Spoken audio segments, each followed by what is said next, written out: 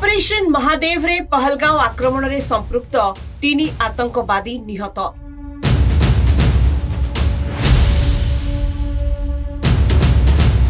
लोकसभा रे ऑपरेशन सिंदूर चर्चा बेले स्पष्ट करिसेंती केंद्र गृह मंत्री अमित शाह।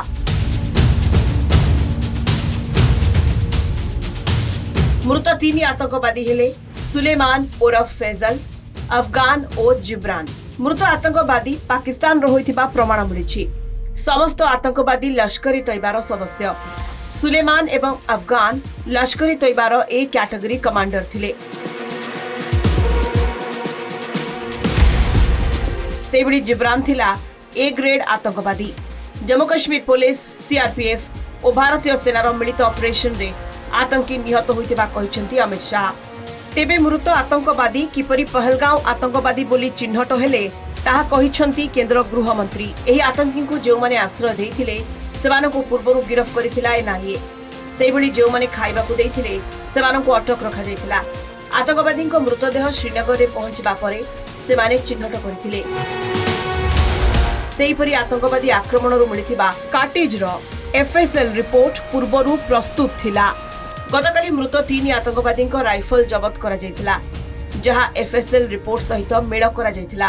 एहा सह सेमानक निकटरू पाकिस्तानी चॉकलेट और 2 आतंकी पाकिस्तानी परिचय पत्र जबत होईछि। मेरे पास प्रूफ है, वो भी मैं सदन के सामने रखना चाहता हूं कि तीनों पाकिस्तानी थे। 3 में से 2 के पाकिस्तान के वोटर नंबर भी आज हमारे पास उपलब्ध है। मान्यवर, ये राइफलें हैं, ये राइफलें भी हमारे पास उपलब्ध है। इनके पास से जो चॉकलेटें मिली हैं, वो चॉकलेटें ढोक में से मिली, वो भी पाकिस्तान की बनाई हुई चॉकलेट है। एपटे ऑपरेशन महादेव रे 3 आतंकी मृत्यु परे भारतीय सेना को प्रशंसा करिसेंती मृतकों परिवार। 3 मास परे भाई को न्याय मिलिला बोली रवेशा जान कहिसेंती।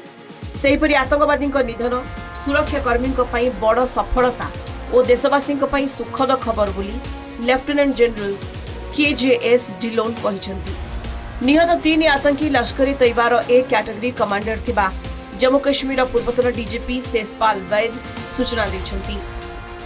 हम बहुत खुश हैं कि हमारे भाई की वजह बहुत सारे लोगों की भी जान बच गई है और हम इतना भी फख्र करते हैं कि जो कल हुआ तो हमारे भाई के लिए अच्छा ही है। हम बहुत फख्र करते हैं जिन्होंने हमारे भाई का बदला लिया और साथ में जितने भी लोग शहीद हो गए थे उन सबों का बदला लिया। उचित शिक्षा तो निश्चय दिखाई जदि शिक्षा से न शिखेब सरकार आहरी बड़ स्टेप नियंतु बोली मु आशा रखुछि। ऑपरेशन महादेव रे सरकार जो माने घटैतिले घटना सेमानक ऊपर स्टेप उठैछंती आ बहुत भलो करिसंती। एमितिका धीरे सुस्ते हो 3 मास जाऊ पछे एमितिका आतंकवादी को निपात करंतु आ आतंक राष्ट्र टिके बंद करंतु। Finally hit this module yesterday and neutralized 3 main terrorists, that Musa, Zibran and Afghan. So these 3 terrorists were behind the Pahalgam terror attack. बड़ी डेवलपमेंट है और ऑनरेबल होम मिनिस्टर साहब अमित शाह जी ने जो फ्लोर ऑफ दी पार्लियामेंट पे ये बोला है कि तीनों टेररिस्ट जो पहलगाम के इस हादसे में इन्वॉल्व थे वो मारे गए कल के एनकाउंटर में ऑपरेशन महादेव में, और उनको तीनों को आइडेंटिफाई किया गया। और उनमें एक सबसे बड़ा उनका कमांडर सुलेमान था, अब दूसरा अफगान था, तीसरा जिब्रान था। एप्रिल 22 रे पहलगांव रे रक्तर होली खेलिथिले आतंकवादी। 25 पर्यटक और जड़े स्थानीय बासिंदा को गुली करी हत्या करथिले।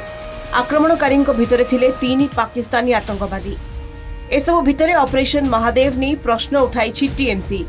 ऑपरेशन महादेव रे निहत 3 जण आतंकी पहलगांव आक्रमण रे संपृक्त की बोली प्रश्न करिसेंती दलर सांसद कीर्ति आजाद। एपटे 3 आतंकी निपात हेबा देश पई गर्वर विषय।